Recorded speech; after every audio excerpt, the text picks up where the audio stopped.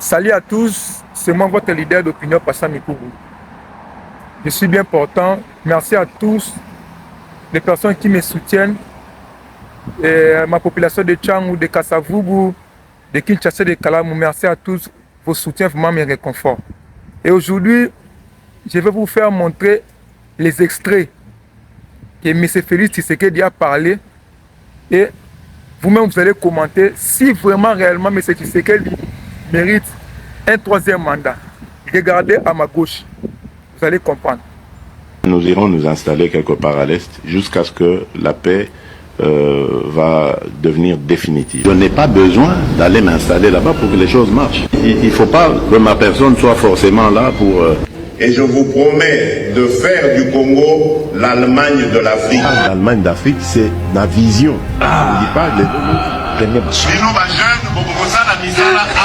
l'État misala ezali pour na ba jeune union sauté. Ce ne sera pas possible d'engager tout le monde. Beaucoup de jeunes se trompent en pensant que l'État n'est à Pesaka misala. Du pouvoir.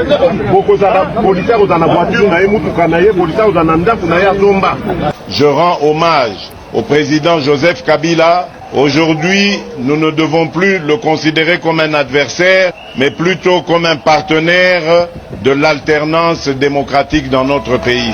Le vrai commanditaire de cette opposition, c'est mon prédécesseur, c'est Joseph Kabila. Il y a des pièges dans cette constitution.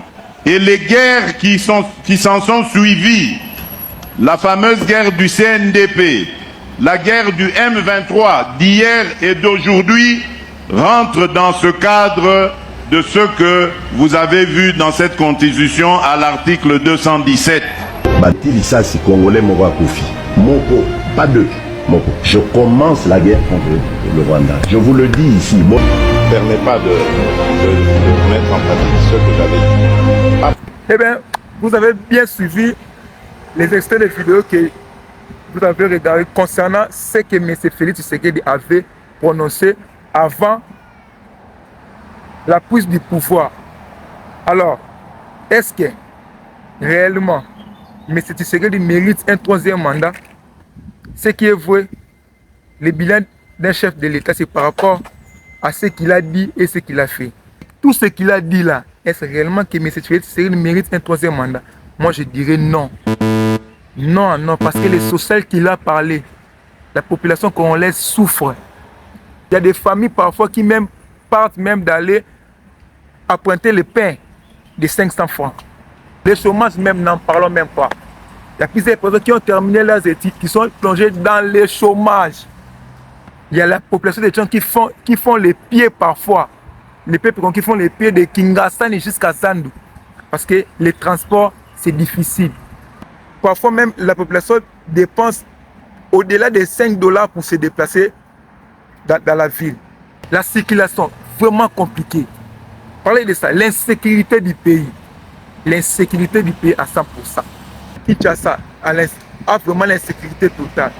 Ceux qui habitent là-bas, à l'est du pays, à Bunagana, ils sont abandonnés. Les pouvoirs en place font absolument rien. Et je ne sais pas si la constitution, c'est un frein pour que M. Tshisekedi développe le pays. Je ne pense pas. Alors, il a bien dit qu'il ferait de Congo l'Allemagne d'Afrique. Ce que nous vivons là-bas, c'est réellement l'Allemagne d'Afrique? Non, non, non, non, mon frère, non. Non. L'avenir du Congo est dans le chaos. Si nous laissons Tshisekedi au pouvoir, nous, la jeunesse, la population entièrement de la République démocratique, nous allons encore souffrir davantage. Vous êtes libre de dire ce que vous voulez. Mais quant à moi, je sais que mes jeunes qui me soutiennent, nous avons compris que M. Tshisekedi ne mérite pas un troisième mandat, ni même un changement de la Constitution. Parce que ce que nous avons vécu, nous allons encore subir le pire et le Congo sera divisé. Toi, jeune, prenez les choses en main pour que nous disions non, non, non, non à Félix Tshisekedi pour son troisième mandat.